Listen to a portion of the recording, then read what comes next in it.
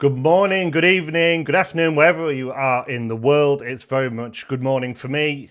So it's quite a special occasion because one, I'm up at this time in the morning, and two, I have two fantastic veterans of the trading world. I have Andrew Lockwood, and he's going to be battling against Nick Leeson. We're going to be looking at the global markets. The markets are moving very, very well at the moment because of the global volatility caused by many geopolitical and macroeconomic factors.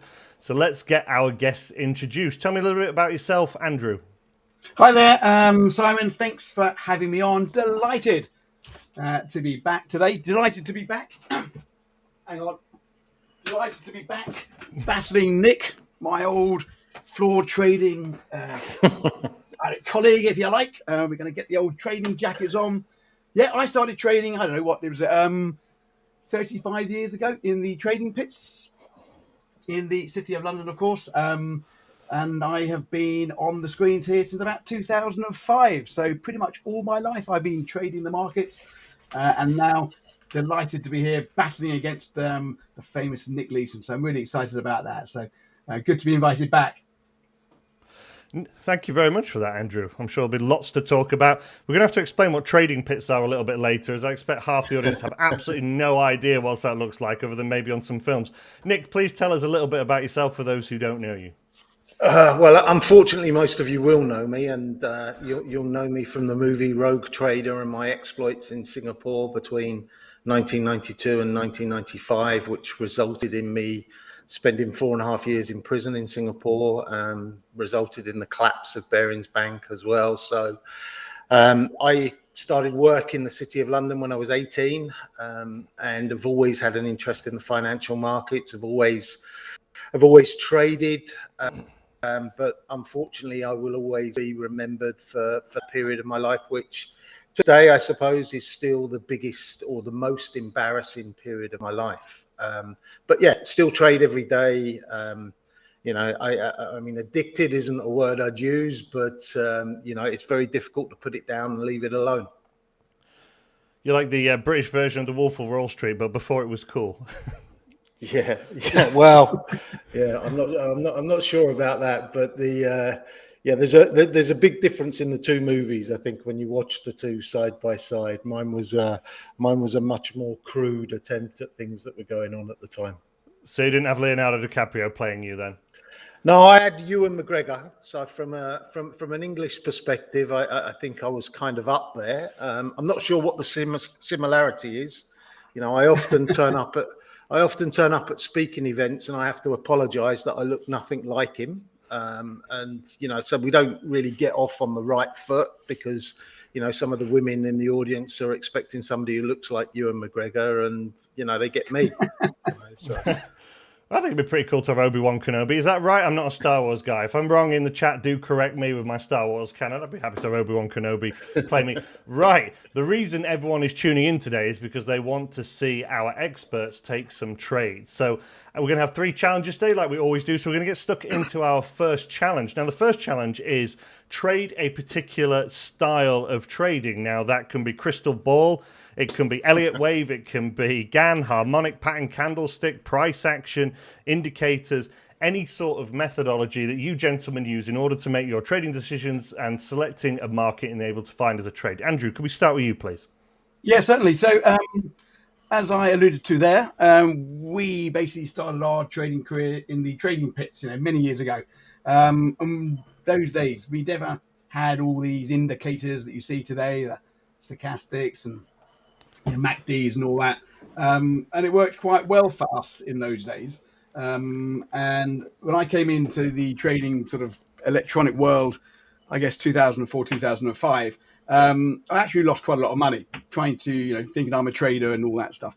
And I was using all these indicators. So basically I had to do something very different, either go and drive a taxi or something, or give this training one more go. And I thought, well, I've got to give it one more go. It's been good for me for the last 20 years. And I stripped away all the indicators. So my trading style now, Simon, really doesn't rely on indicators at all. I might use a very simple ATR. For those that don't know what an ATR is, it's basically, it's like a momentum. It sort of gives you an indication of how volatile a particular trading entity is. That's about the only indicator that I really use. I use it really for stock placement and for profit targets.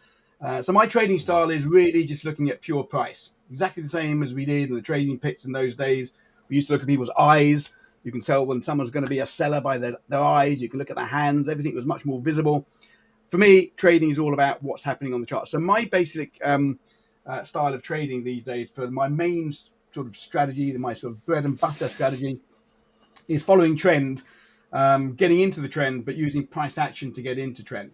And I just use very, very simple price action patterns on pullbacks, and that's basically the way I'll be trading today. So, here, for example, let me just pull up my screen, and I'm not saying that we're going to have any trade setups at the moment, but I basically use a bit of a tool to help me with my trading. This may let's have a look here. It's hopefully coming up now. So this may pull up some trading opportunities. It may not. Not normally these days, Simon, on the 5-minute chart. Normally sort of on the higher time frame charts like the 1 hour, the 4 hour, and the daily charts. But for the sake of this a live presentation, we'll get on and see if anything is going on in the lower time frame chart. So basically, I'm looking for trend. I'm looking for pullbacks into say an area of significance. Looking for bullish engulfers, bearish engulfers, bullish pins, bearish pins. These are basically candlestick patterns. For those that don't know, nothing's being shown up here at the moment. Obviously, we'll wait and see if any of these patterns. I just put these on. Okay, so for example, and we'll look here at the Aussie against the Swiss. It's come up literally as we came on camera. Aussie Swiss 5-minute chart. I'll have a quick look at that to see if anything's going on there. In fact, there may be a slight potential possibility here. We've got a 5-minute downtrend. I want to go to the. I just want to go to the. How long have we got for this section, by the way? So I don't. How long we've got a good few minutes, but okay, good. Keen to get you to find a trade. Okay, so let's have a look here. So unfortunately, I wouldn't be taking the Aussie Swiss trade on the 5-minute chart because I'm looking here at the daily chart. We've got uptrend, 4-hour chart uptrend, 1 hour uptrend. So the 5-minute, it's pulling back on the 5-minute, but it's not something that would be a trade setup for me. So the Aussie Swiss, I would ignore that one and not take that. So this is basically what I do. I look for these setups. Again, I have to go back now. This is a bit awkward. I have to switch between screens for this, but that's okay for the live event. Let's have a look here at the pound against the yen. I do like the pound against the yen, especially the way the yen's been trading for the last few weeks. You know, you couldn't give the yen away over the last few weeks, but there we go. Okay, so this, again, it's a little bit late now, but this is a potential long trade coming in here to the pound against the yen. I'm looking at the setup here. We've got a pullback, not really a pullback though, is it? It's just a small little candle. I wouldn't even be thinking about that one as a trade setup either. I like to see this. This is a bullish engulfing though, Simon. Yeah. I know you know, but I'm talking about it for the sake of the audience. You know, you've had this red candle here. The far right candle totally engulfs the previous candle. That's an engulfing pattern. That is normally deemed to be a bullish candle. You've had the pullback, but we don't know when we're trading if it's going to be a pullback or whether it's going to be a correction. I use price action to give me a clue that it is indeed just a pullback. But that one is not one we will take. Got a 1-minute pin bar on the pound CAD. Okay, this is an interesting one, pound CAD. Okay, we've hit this high up here. We've had a pullback. Didn't get into my moving averages. Got a bullish little sign there. You could possibly take a long trade there in pound against the CAD. Again, I'd want to see what it's like on the higher time frame chart, which you can do, of course, just by going out. Pound CAD, it's in a bearish trend. I'm not taking that trade. I like to see a higher time frame confirmation. Of course, that really is very important. I don't want to be just taking trades just for the sake of today's stream. If anything pops up, I'll certainly take one, but I'm going to make sure I'm not going to throw my charity money away because this is for charity and I want to make sure that we hopefully can deliver something for the charity. So I'll leave that one at the moment. Maybe, but there's a lot of pound stuff coming on here at the moment. It's all 1 minute, but I'm going to leave you in the background, Andrew, just having a look for a trading opportunity and going through that scanner. Looks very nice and custom. And then I'm going to move over to Nick. But do let me know if you do find a trading opportunity, and we'll come straight back to you and analyze that. You can even put it on in the background if we're not with you. Nick, Do you have anything of interest? I'm not sure that I have anything of interest right now, but just in following on from what Andrew had to say as well, I think there's, being one of the OGs these days, I think there's two things that you need to do. Is you need to adapt, right? And Andrew's done that in his way. Like I'm 55 years of age these days. So I don't want to be sat in front of a screen for 8 hours, 9 hours a day looking for the perfect setup. So I want to trade though, right? So you try to work out what you can do to give you that best opportunity and hit the targets that you're trying to hit. And for me, as we all know, you need a market that's going to move. So what are the 2 times of the day that I can guarantee the market's going to move, right? It's the opening bell in Europe. It's the opening bell in New York. So I focus for about an hour around those sort of times. Try to trade between 5 and 8 times during that period. Trade a little bit bigger size. Take very quick trades in and out. Might be 25, 30 pips. And every now and again, you might catch a bigger move.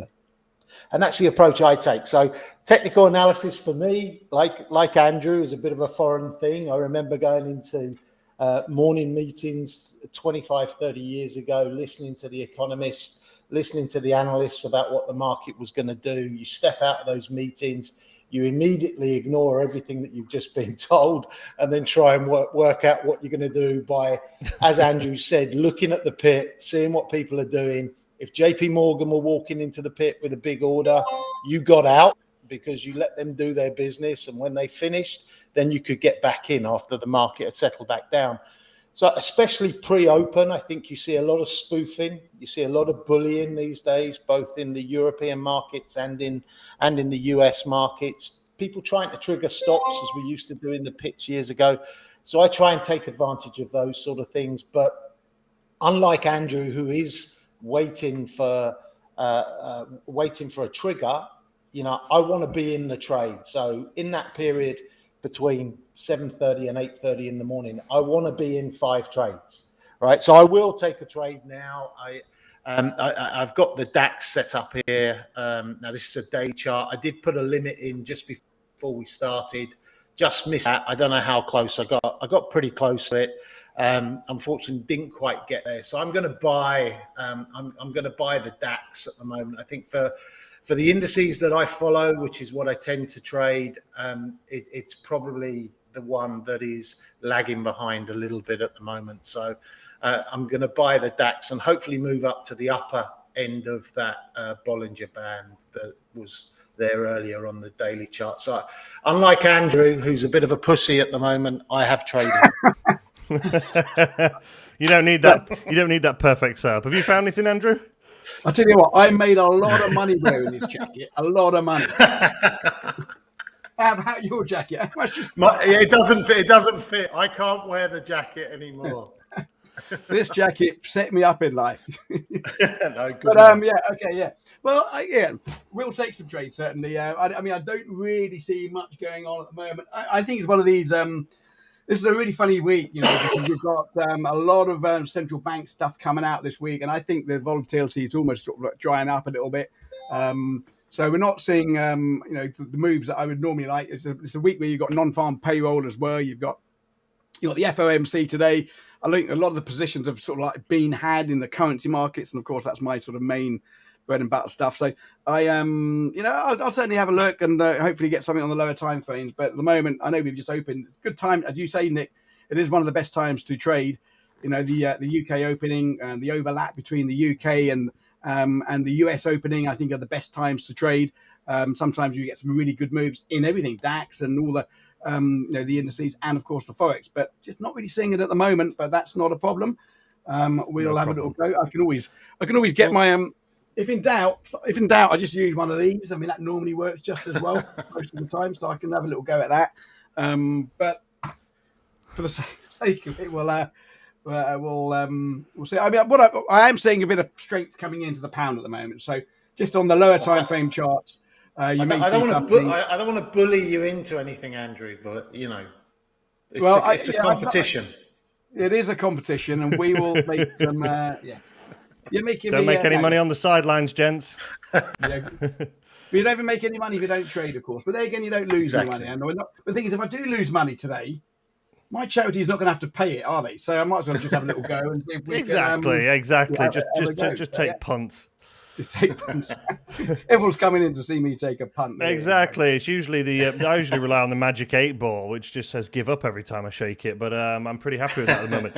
I want to take advantage of your experience, gents, and your, shall we say, your wisdom. Nick, just coming to you briefly, I think for a lot of our audience are going to be a bit younger and they've only ever known sort of electronic sort of computer trading. Yeah. What were the trading pits like then? Were they similar to how you see on the films or how you see on sort of like stock footage and things like that? I think what's quite interesting for me, and I imagine many other people, is this idea that you can read people and sort of, like you say, look at the body language, probably see all the stresses and things like that. And I imagine that's quite a different skill set that you required at the time. Tell me a bit more about that. Yeah, look, it's, I mean, it's all very visual. I mean, everything is done with hand signals. You can see the orders coming into the market. So you can see who's active. Everybody, as Andrew's got a jacket on there, everybody would have different jackets. So you could actually identify who Goldman Sachs were, who JP Morgan and the like were. So, it could be aggressive at times. People, obviously everybody's competing for the same orders. You'd have people in there who were just trying to scalp. So you'd be in and out of the trades very, very quickly. But for me, it was the visual aspect of it. So when I'm looking at the markets now, especially around the opening bell, I'm looking for some of those orders to trigger, some of the programs to trigger. The DAX opens and it can be open for 90 seconds, and then you tend to see a bit of a buy order coming into the market. So it's the algos, it's the trading boxes that you see that are out there. And it's my belief when I'm looking at these that you can start to see patterns forming within that, and that people are inherently lazy and they don't really change the way that the programs are trading. And if you can identify them, you can try, you piggyback them. If you expect the buy order to trigger after 90 seconds, try and take advantage of that. So trying to use visual cues that I would have been looking for 25, 30 years ago, and trying to work out how I can encapsulate those in the markets now. Because for me, my approach is about keeping it as simple as possible, making it as easy for me, making sure that I have a life outside of the trading screens as well, and that I've got plenty of time to spend with family and doing other things. Because you can, it's very easy to get completely immersed in everything that's going on in the trading screens and forget about everything else. So I think that variety is important as well. Yeah, I agree with you. I think trading's one of those unusual occupations where, or pastimes, whatever you want to call it, where sometimes less is more, and we're not used to doing that. In most walks of life, we're programmed that more is more, and sometimes just making a handful of high quality decisions and just leaving things alone is the best thing to do. And it takes, I think, new traders quite some time in order to get used to that. Andrew, can you tell me a little bit about your experience on the pits then as well? Because again, I think it's a very fascinating subject that people are interested in, because it's just something that just doesn't exist anymore. I mean, you spoke about how you found it quite challenging in order to transfer from the pits onto electronic trading, and I've heard that story sort of many times. And also, just to bolt on and expand on that, has sort of trading changed since the volume's become so algorithmic, so automated as well?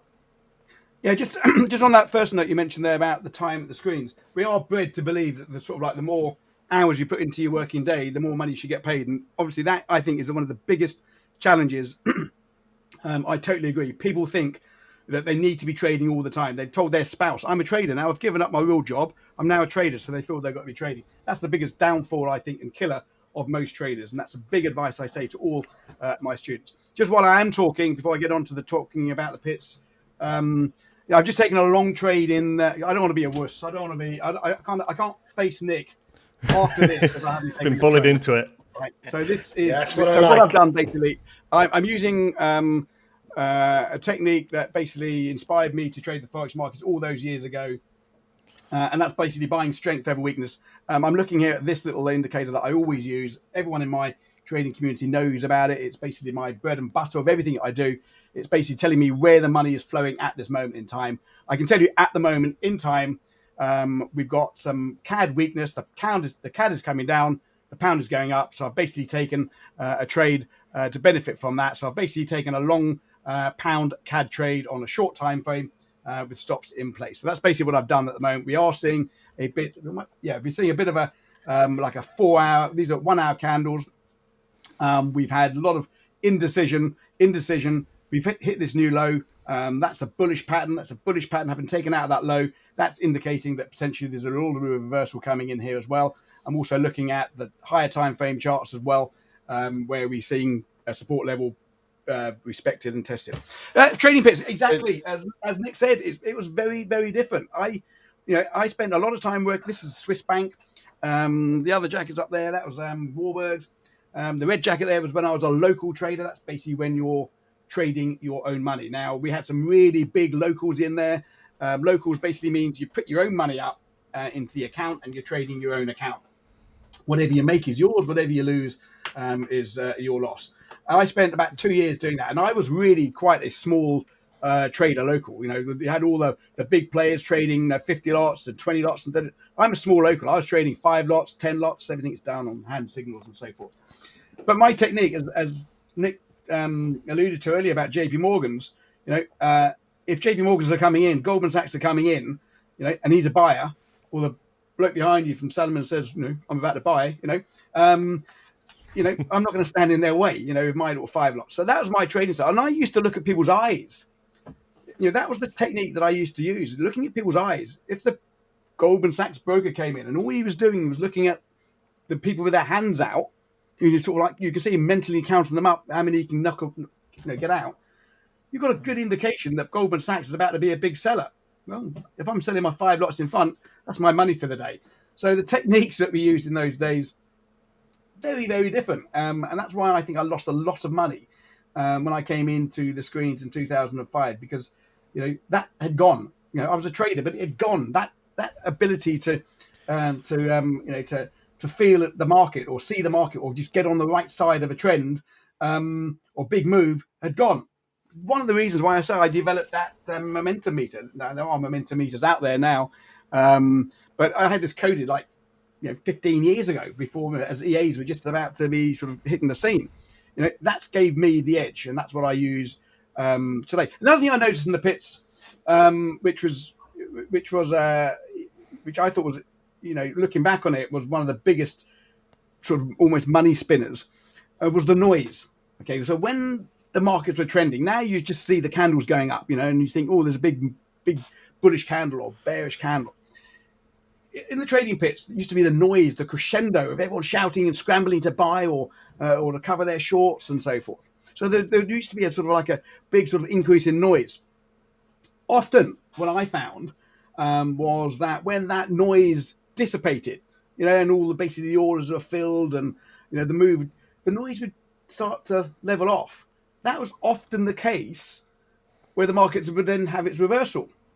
I don't know where we have reversals now, MACD crossovers and stochastics and I don't follow all that stuff. I use basically, exactly. So I basically use the price action again, waiting for that noise to stop, looking for those big levels for the turning point, and I see those in candles. So very, very different, but we have to adapt, and I think we always have to adapt. And there's a question on there at the moment, Andrew. It says to both of us: did tempers get out of control and people get into fights in the pits? And you'll probably know who I'm referring to, and his name won't be mentioned today. He used to get fined if you had a fight, or if you put your hands on somebody. But you could also prepay them. So if you knew you were going to have it, you just paid the fine before you did it. So that reminds me of a good story. I remember a guy in the UK government bond pit was basically having a pop at another trader, and the official who's there, sort of like the policeman, basically can dish out these fines. And I think the fine was like £1,000 or something like that, or $1,500 or $1,200 now. And the official was saying, you go like that, that's 1,000, 1,000 fine. And he kept on doing it, 1,000, and the guy in the official was going 1,000, 1,000, 1,000, 1,000, 1,000. Got up to about 10,000. The guy just opened his pocket, chucked his wallet down, goes, "There you go," and walks out. He's not able to pay his fine. I mean, it was amazing. Yeah, I think the answer is to that. Yeah, there were tempers flying. There's a lot of money at stake. I mean, a lot of money at stake. Especially when you're a local as well. You know, you're not trading for a firm. It's your bread and money, butter, isn't it? I mean, it's your, you have a bad absolutely. day. I mean, it's your bread and butter. Yeah. This market is really dead, Nick. I mean, even you can't make money out of this. No, I'm losing. I'm back to form and losing money, unfortunately, at the moment. So I better keep my. Well, I'm not moving at all. Nothing's going on here. What's the DAX doing? Well, that sounds like a perfect time to talk about a second challenge then, if nothing's happening. So challenge 2 is your opponent picks you trade, you side a direction. So you gentlemen are going to pick a market for your opposing trader, and then they are going to select the direction. So Andrew, what would you like Nick to trade? Okay, Nick, I know Nick's a big indices man. He's very successful in that. So clearly I'm not going to pick something that he's going to be very comfortable with. So I want to pick something that he's most probably going to lose his shirt, although I respect your charity, but I respect mine more. So I'm going to throw you, Nick, the euro dollar, which is basically the bog standard Forex. It's the number one Forex market, currency pair traded, 30% of all FX transactions of the euro dollar. So euro dollar ahead of a big week. What do you think? Okay, so I've just brought the daily chart up there. So obviously we're trading down quite aggressively over the last period with all these interest rate hikes that are going to come. That start today in the US with a 50 basis point increase and another one forecast for next month as well. So my gut feel, and it is only a gut feel, I don't trade Forex that often, is that I think those interest rate increases are well written into the market now. So there could be a bit of a recovery for the euro from this point. So I'm gonna buy the euro there. I'm going to do a slightly bigger trade than I would normally do as well. One of the reasons why I don't trade currencies is they don't move quick enough or often enough for me. That's why I focus on the indices. But I'm going to buy the euro there at 105.12. Hopefully that one works better than my DAX trade that I did earlier, but we'll have to wait and see in that regard. Do you want me to throw one straight back to please? To Andrew Simon? Well, look, I trade the Dow a lot, right? And there's been some really nasty price action in the Dow this week. Yes, there has. It's if there's been a bid, it disappears very quickly, and sometimes you can't find the next bid, and an hour later it'll be the offer that disappears. So I'm going to throw you the Dow, Andrew. And the reason being, it's either going to make your charity a lot of money if you get it right, or you're going to get stopped out fairly quickly this afternoon. Okay. Well, first of all, with regard to your trade in the euro against the US dollar, I actually concur. And it's basically going to be the same type of theme, I think, that I'm going to play in the indices. So I actually think you're right. I think there's, the US dollar, for example, has had such a massive run over, well, pretty much this year, as the yield sort of differentials, 10 years hitting up there at 3%. The euro's moved up from negative to what it is now, 1% almost. So the euro has been catching up, but the dollar's had a fantastic run. I think we're at 5-year lows, but taking off today out of the equation, 5-year lows of the euro is against the dollar. 20-year lows, the dollar's the yen is against the dollar, so the dollar's at 20-year highs against the yen. So the dollar's had a fantastic run, of course, on the back of all this interest rate moves that you're seeing. And of course, tonight in the UK, US, it will be lunchtime, and of course it'll be early morning for those out in Asia Pacific. The Fed are going to decide on interest rates again, and it's pretty much priced in that they're going to be doing a 50 basis point rise. That is in the market. It's priced in. There's a lot of speculators out there that have been enjoying this dollar run to the upside. So I think you're right on that trade. I think the dollar is maybe going to reach a bit of a resistance to that. And in terms of the Fed, I actually think that the Fed, have been pretty vocal in their moves. I think the market has accepted it. unless they really knock it out of the park today and put on a 1% rise, I think it's going to be a rate hike that's going to see the dollar fall, and I think it's going to see the Dow potentially find some support. So if you look at my chart now, I don't know if you're putting up my chart here, guys. So look here. This is what would be described as a classic naked trade setup. So bottom corner here. In fact, I'll just expand it for you. Okay, so this is the type of price action I'm talking about for reversal. Okay, so remember I spoke to you about the noise in the trading pits, and when the noise dissipates at key levels, that's normally the turning point. Well, that basically inspired this strategy that I teach inside the trading room as well. It's called the naked trading strategy. Is looking exactly for this. So this pattern here, this bullish pin bar is red, but it's still bullish because it basically means the sellers took this down. Okay, sellers have taken this down. This is purely technical. I've talked about the fundamentals, but this is purely technical. Sellers took this down a couple of days ago. We broke through this key level of support down there at 32,570, around that zone there. So that would be a key level of support. It's been respected. I think this has got potential today to reverse back up, and I'm expecting to see this now trade higher into FOMC today, wherever you are in the world, to trade higher. So if we can place a trade on that, do I have to do it myself? Do I do that myself? Can I do that myself? I believe you can.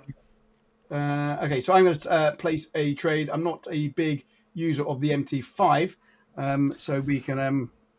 Can someone place that trade for me? Can you do that for me, production? Yeah, do they do that? I'm pretty sure they will. What size you wanting to go in at? So I'll go in. I'll just buy one contract there at 30. Yeah, basically buy it now with stops below 32.4. Stops below 32,400, please. Yeah, it's interesting, that trade. I mean, coincidentally, I've got an identical trade on the S&P 500 as the price action pattern looks really similar. That really bullish pin bar that's taken the that's sort of held support as well. So I'm rooting for that trade. That's exactly the one that I want to work, because the S&P and Dow are obviously very heavily correlated. So how would you set your profit targets for this then? Would it just be sort of 1 hour? I mean, I guess you're actually doing it now, so it's quite an appropriate question.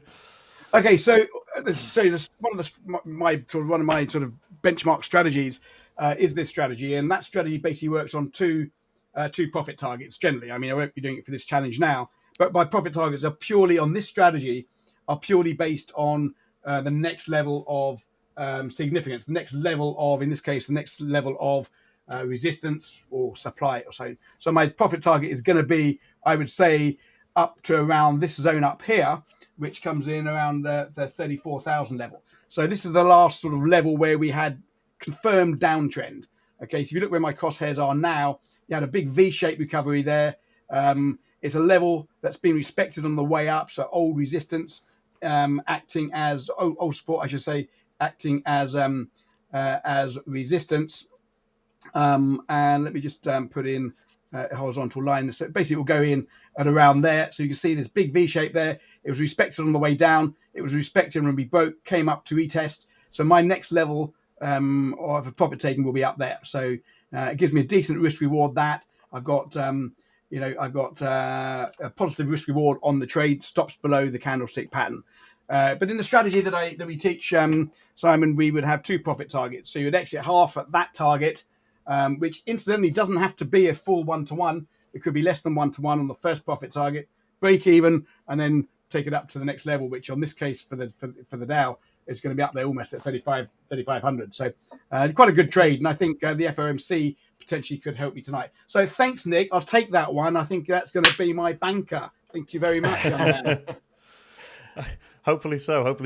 Okay. So Nick, I'm interested in your views on cryptocurrency. Is it brilliant or is it BS? I don't know. Look, I've always veered towards the BS answer, but it's still here. So there's a little bit more about it than that. I think it depends, which cryptocurrency you're talking about. As I've already mentioned, I'm of a certain age, so if I look into the future, I just see a way that the central banks will try to squeeze it out.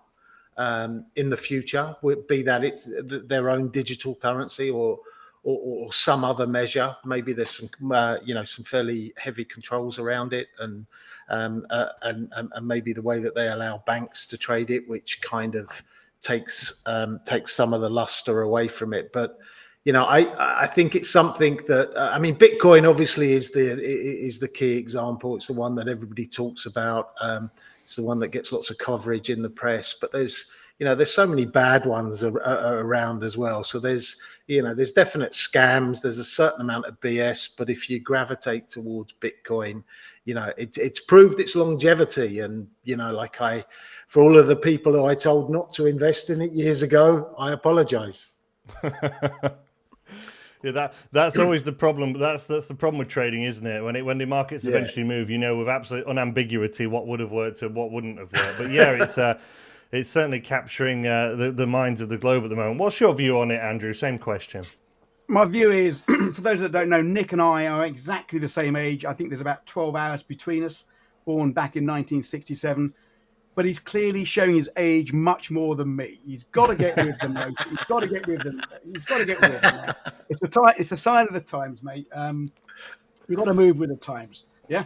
So what I think, I actually agree with him. To be honest, it's a sad. Doesn't make you forget listening, does it? A bit old. I'll tell you what I think about Bitcoin. I buy Bitcoin every month. I don't even look at the price on a daily. I have a standing order coming from my Bitcoin account to spend a little bit of money. It's the same amount every month on Bitcoin, no matter where it is. And I just build up a portfolio in the belief that my youngest is 12. I believe that she will be talking about Bitcoin at university, in which case she is going to have a lot of money in there, as far as I'm concerned. So I don't know where Bitcoin is going. What I do like about it all, is basically this. A lot of people out there. At the end of the day, if you can share my screens there, folks. At the end of the day, there is so much in terms of so much you can trade. And as we know in trading, it's basically if it's going up, we'll get on it. If it's going down, we'll get on it. Now, if you are day trading, if you're trading off the technicals and you're just looking at the charts, then you can be trading Bitcoin or any of these altcoins. Look how many there are up here. You can see there's so many different coins now, and especially 8cap.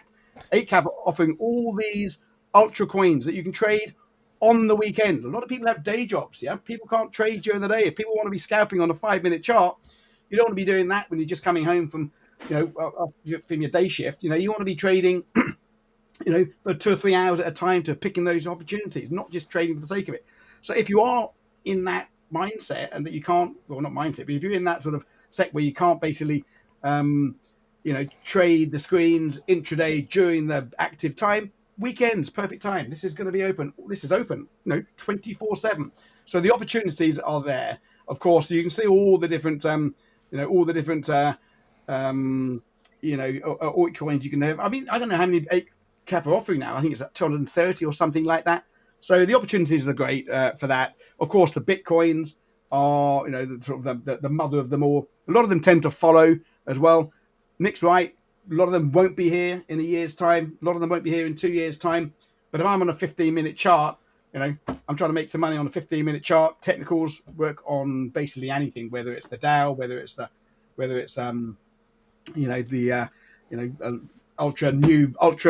altcoin. Then they're there. So for me, you can't ignore it. I don't think my kids will be ignoring it. So I think we have to. And in fact, you mentioned earlier before we came on camera, Simon, that you run a bit of your business using it as a payment, part of payment. Businesses are doing it. Doesn't matter if you're here in the UK or wherever you are in the world, it's going to be accepted. I think banks have to accept it. And what will happen more likely is that the fact that when they have to accept it, and maybe even try to regulate it at some point, it's only going to be better for it. I think it's here to stay, guys. Yeah, I think that's certainly interesting. I like the fact that you put in sort of a small amount over a long period of time on a flash drive. I mean, Bitcoin, of course, has its own futures market now, so it certainly appears to be the main one that's here to stay. And I take your point about the technical aspect. I think when we initially saw the sort of hype that Bitcoin 2016-17, the question was it going to behave technically? And as we've seen the price action, obviously, right over these past few years, I think you'd agree with me. It's become quite technical and tradable, and that is a great point. That, you know, with it been open at the weekend, 8cap having 250 of them, I think we have like only a 12-point spread on Bitcoin. It means that traders can at the weekend actually go and trade if they do have those day jobs. If people are returning to offices after furlough or working from home, it probably is the one. No wonder it piqued so many people's interest. Right, we are getting a bit squeezed for time, so we're going to move on to our final challenge here. Which is going to be select a trade that you anticipate will last over the next 5 days. Because of course we conclude these trading battle challenges on Tuesday or Wednesday, depending which time zone you're in, to figure out whose charity is going to get the money. Nick, have you got anything that you're interested in to trade that you may potentially hold over the weekend and into early next week? Yeah, I mean, the thing I was going to say here, Simon, when they sent the challenges through, if I hold something for 5 days, I'm usually in a lot of trouble. You need to call the regulator. Something's going to go wrong in the market fairly quickly. So I don't think I hold anything for longer than a couple of hours these days. And that's probably what keeps me a little bit safer than it did 25, 30 years ago. So holding something for 5 days is a bit of a difficult one for me. But a lot of asset classes have been under pressure over the last, couple of weeks, month. I think there's I'm going to go back to the Asian markets really, and I'm going to bring up the Hang Seng here. I think there's a couple of stories there. Obviously, there is a bit of a lockdown in a couple of places in China, which potentially will end at some time. Who knows when? But I think the tech, all of the regulation and the controls around tech were loosened a little bit earlier this week. I think if we do see a pickup in the Dow, as Andrew is expecting, I think the combination of the two. I mean, Nasdaq has been a good story over the last couple of days and seen a bit of a recovery there, and I think the combination of the two, not looking at it from a technical perspective, and the Hang Seng is one of the markets that is more depressed than the others. So I'm going to buy Hang Seng. Takes me back to Asia as well, so there's a bit of sentiment involved in it. And if I hold, you can't leave it alone, can you? You can't. No, I can't. But look, if I hold it for 5 days, I'm going to be really surprised. But if I hold it for 5 days, it's probably because it's tanked badly. But I get you. It went down. 8cap are going to close that down pretty much when you come offline. If you're holding that. Yeah, in case it closes 8cap down, maybe that'd be why. So no, I'm going to buy Hang Seng there, and look forward to see what you're doing and how much risk you're taking. I did the DAX whilst Andrew was talking earlier. It got down to the target level that I was looking to buy at before the open, so I just bought DAX there again, and we'll see. So does that mean you've added to a losing position? Is that something you've got history with? It's not called doubling down anymore, but martingale these days. Yeah, no. It was the only reason being, and I'm trying to give myself a defense here, is that it was the level that I was looking to buy at. If it comes off the charity, you're going to be happy. Andrew, I need to rotate to you 2 minutes just to find me a trade that you may hold on to the next 5 days or so. Okay. Okay. So, for those that follow the fundamentals, you know that Australia moved their interest rates this week on the back of basically really rampant inflation, massive job numbers out of there. That's the first rate hike they've had. New Zealand have been moving their rates already. They were the first ones really to start moving their rates. I think Australia's got a bit more catch up to do. I like this currency. If you look at the screens now, are we showing my screen, Simon? We are, yes. Okay, sorry. So if you look at here, this is again multi-time frame. This is a solid trend on the upside. You've got moving averages all fanning up to the upside. This is the 4 hour. Sorry, I beg your pardon. The daily on the bottom right. You've got the 4 hour, all looking good. I'm going to place a trend continuation trade in here. We're having a bit of a pullback now on the 1 hour chart. This is it may not last till Tuesday, but I'm going to place a buy trade here. I'm basically looking at stops below this sort of swing low before the ascent began. I'm using my risk management tool here, which basically does all the positioning for me, so that I'm never going to risk more. I've just set this at 1%, pretty small. So I'm setting that at 1%. It's going to work out the trade for me in terms of position size. I want about a 2-to-1 risk reward on this one, so I'm just going to move my profit target up to about 2-to-1.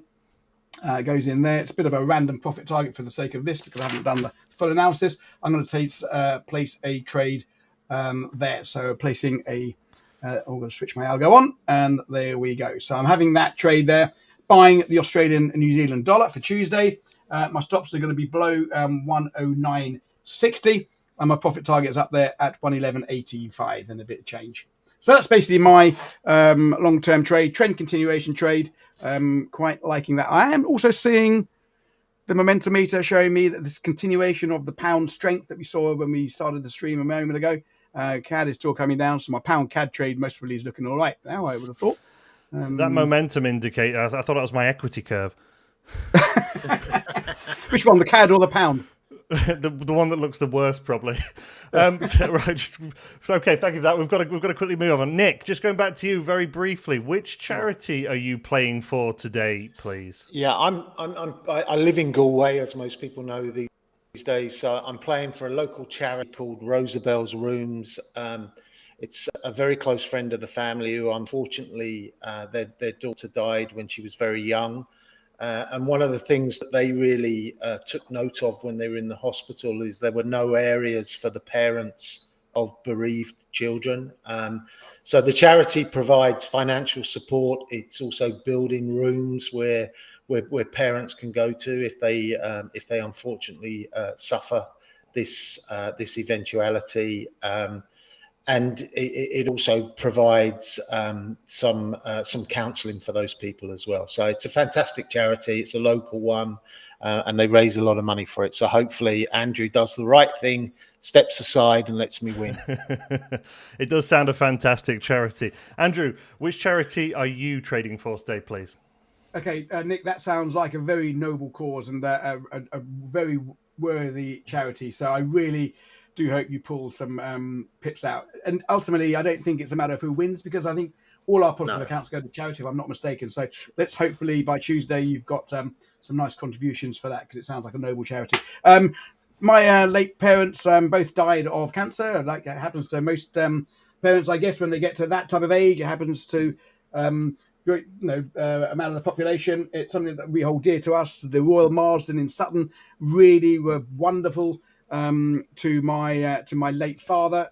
So I really will do everything I can to support them. The Royal Marsden also have a unit looking after children with cancer as well. So any contributions that go to the Royal Marsden will benefit that as well. So that's a charity that I hold dear to me. They do a fantastic job. So I'm hoping that this, if you look at my P&L at the moment, Simon, everything's looking quite blue at the moment. The pound CAD. We're gonna have a look at. Yeah, we go. We've got the scoreboard. Preempted me. You're both looking quite blue at the moment. We'll ignore that little DAX trade that Nick's got, but yeah, we've got some good positions at the moment. So this is obviously we know how quickly things can change, but yeah, I mean we've got 8 trades on. We've explained all the rationale very clearly to people. I think people would have taken a lot from this session. The pit stories are fascinating. Rez says, what a great talk with 2 legends and Simon. So I think that probably sums it up quite well there. So on that note, that's fantastic. We've got some great positions going into the weekend. We're going to see what the markets do over these next days. Obviously, we've got some macroeconomic events, including FOMC. I believe it's NFP this week as well. And we'll see where we are next week. So, yeah, gentlemen, thank you very much for taking these trades, explaining everything, giving us some fascinating stories about the old pit days that I'm sure most of us would have loved to have seen ourselves. So we'll see what happens. Thank you. Thanks for having us. Thanks for having me. And thank you, ACAT, for sponsoring this wonderful event. It's really taken off, so delighted to be part of it. Thank you, Simon, for hosting. It's been an absolute pleasure. Enjoyed it. Yep, thank you very much. So everyone who's watching, please do subscribe to the channel. There are plenty more fantastic trade battles coming up, especially the ones that I'm going to be hosting over the next few days. So thank you for watching. Do tune in next time, and thank you to our 2 guests for these excellent trades. We'll see you all next week. So good morning, good afternoon, and good night wherever you are in the world. Thank you very much for watching.